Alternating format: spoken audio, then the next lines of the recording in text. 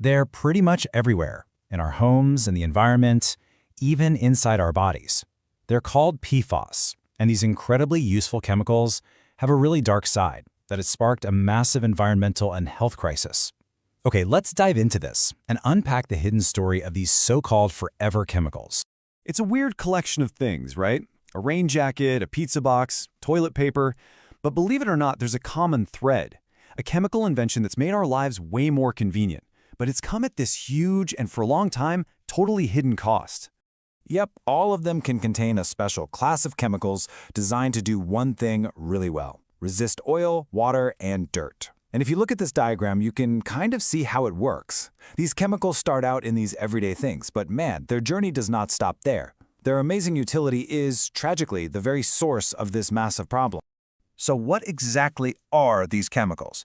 Let's really dig into why their biggest superpower has turned into our biggest environmental nightmare. So, PFAS, it stands for a mouthful: per and polyfluoroalkyl substances. It's a huge family. We're talking over 10,000 different chemicals, but they all share one critical trait. They just don't break down. Not in the environment, not in the water, and not in our bodies. And that's exactly why they've earned that chilling nickname, forever chemicals. Okay, this slide right here, it just nails the central paradox. On the left, you see this massive contamination cycle we're going to walk through. But look over on the right at that chemical structure. They all have this incredibly powerful carbon-fluorine bond, literally the strongest in organic chemistry. That bond is what makes them so great at repelling stains in water, but it's also what makes them practically indestructible once they're out in the world. And let me tell you, this is not some small niche problem. The scale of PFAS contamination is almost hard to wrap your head around, and it has these massive economic consequences that are already hitting major industries and, well, us, the taxpayers. Let's just start with a few numbers to put this in perspective. Get this, 100,000 tons. That's the estimated amount of PFAS released into the world's environment every single year. It's like a constant massive fire hose of pollution, both from making this stuff and from getting rid of it.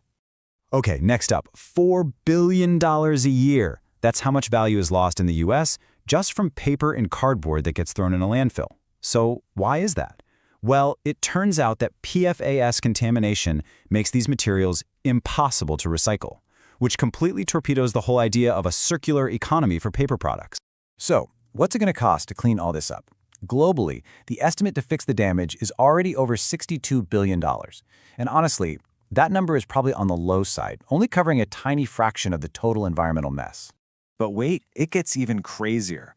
$400 billion. That's the estimated price tag just to get PFAS out of the drinking water systems in the United States alone. I mean, that really brings the scale of this problem right into our homes and onto our water bills.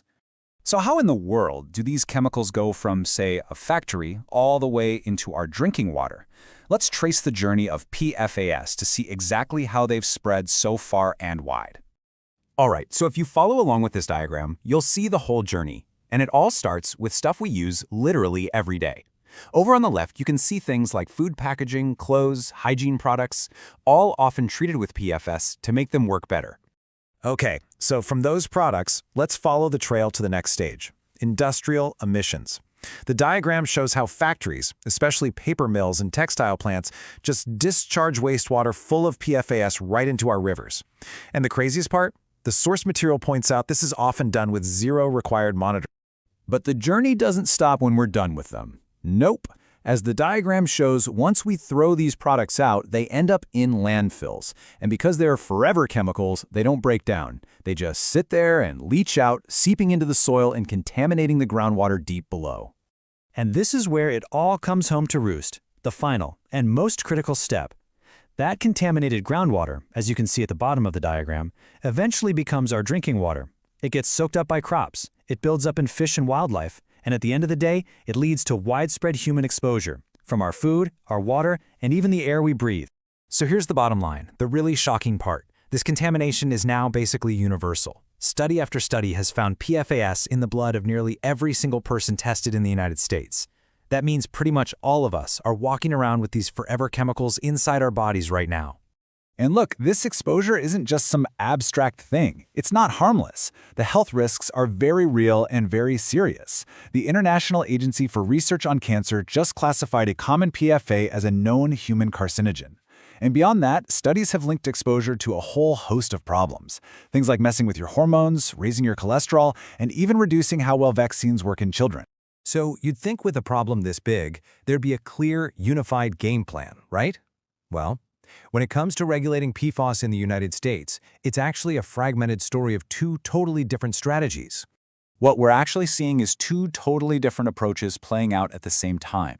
At the federal level, it's what's called a risk-based approach. Basically, the government waits until a single chemical is proven to be super harmful before they do anything about it. It's a really slow, one-by-one process. Meanwhile, a lot of states are taking a precautionary approach. They're not waiting around. They're just banning entire classes of PFAS from products where they aren't absolutely essential. And you can see on this chart right here, the states are not waiting around. The momentum is huge. I mean, look at that curve since 2018.